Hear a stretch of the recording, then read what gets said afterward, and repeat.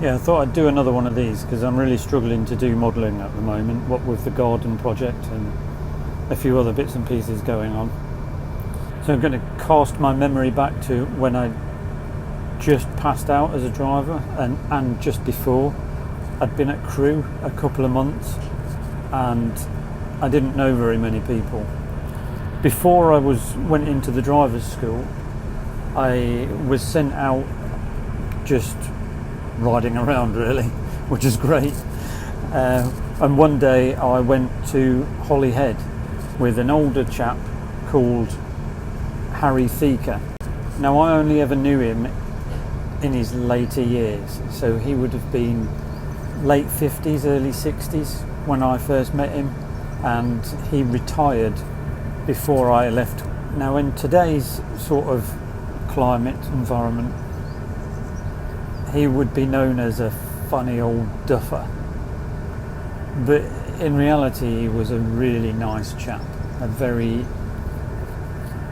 let's say a gentleman, albeit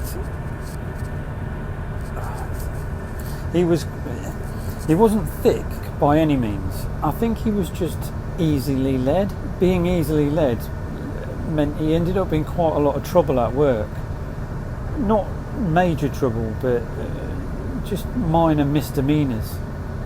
So I think the management sort of quite wisely decided that it would be beneficial for him to write a ledger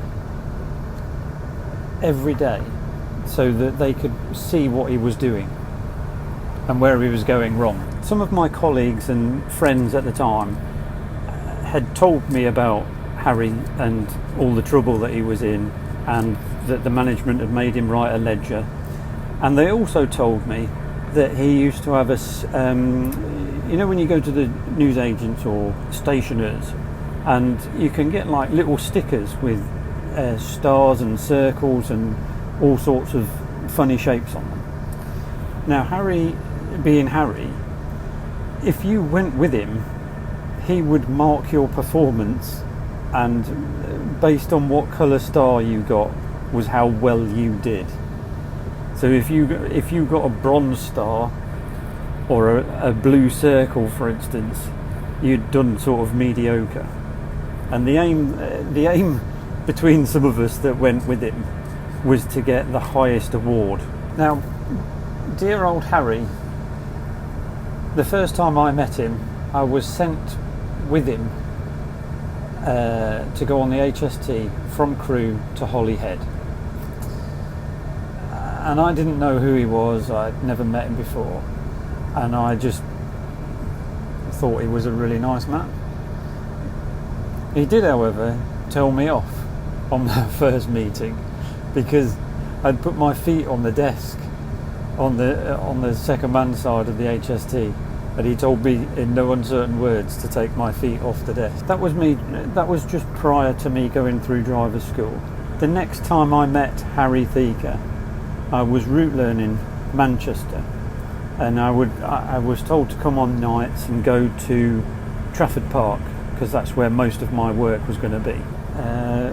We had a 47, a few liner wagons, a few ferry vans, and a few oil tanks on the back. Harry drove up to Trafford Park, and when we got there, he said to me in his very funny voice, "You do the shunting, I'll make a brew." So we got off, went to the shunter's cabin, made a brew while I did the shunting, drawing up over the points and then setting back via radio with the shunter calling me into the siding. As we rolled in to the sidings, because it was all fairly new to me, I was taking quite a lot of notice of what was in and around because I was interested as well. And I'd noticed a couple of things. Anyway, as I was setting back into the siding, I could see we was going into a road what I thought was a little odd. And ignoring the shunter's commands to keep setting back, I stopped just in clear of the points. After that, we went forward, coupled onto the liner train that we was working back to Crewe, and Harry said to me, "Oh, you drive on the way back then as well." So I thought, oh, excellent, that's an excellent idea. As we was dropping down through back towards the outlet signal, I pointed out to Harry that the shunter had put us on a road which I thought was a little dangerous. On the buffer stops there was a steel wagon, a BDA, that had steel bars on it, and they were overhanging the buffers by probably 4 or 5 feet. It had no runner wagon with it either. And when I'd stopped the train that we'd brought in, the fuel tanks on the back were about 20 feet from these steel bars. And when I pointed this out to him, he said, "Oh, you'll get a gold star for that." The highest award possible. So this is Harry Theaker's first mention, and he'll feature again in future episodes. He retired about 2 years before I left Crewe, and I left in June 2000, and it was possibly 3 or 4 years later that he passed away, sadly. It will still be remembered by many, many railway workers in the Crewe area as being a quite eccentric, funny old man.